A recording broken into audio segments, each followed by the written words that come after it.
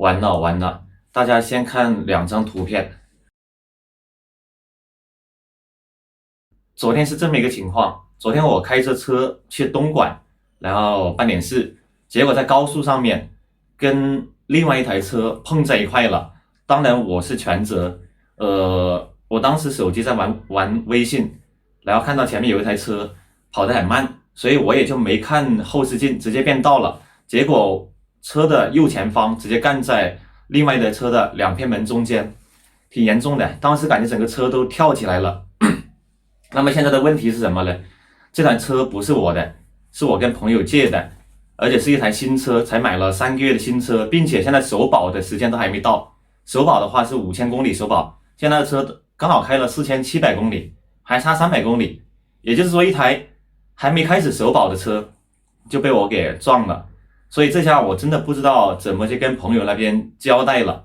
本来这个车的话，昨天晚上预计本来计划租给我的一个朋友，一个月租金1500，这下完了。然后这个事情我还没告诉我朋友，告诉这个车主，我还没跟他说，有点不好意思说。那么其实我也想过，到底要不要说呢？看情况。为什么说看情况呢？很简单，看4S店的一个补油漆的水平怎么样。因为这台车撞的也很严重，包括前面的保险杠、叶子板、大灯全被撞了，包括轮胎。所以说最终决定我告不告诉我朋友这个车被撞了，取决于 4S 店的修复能力。如果他能修到跟新车一模一样，并且从油漆上面看不出任何的色差，那么我就决定不告诉我朋友。假如说 4S 店补油漆的时候补的特别的 low， 一眼就看得出来，那这个时候我就得告诉我朋友，因为这两台车的维修费用总共是4万块钱。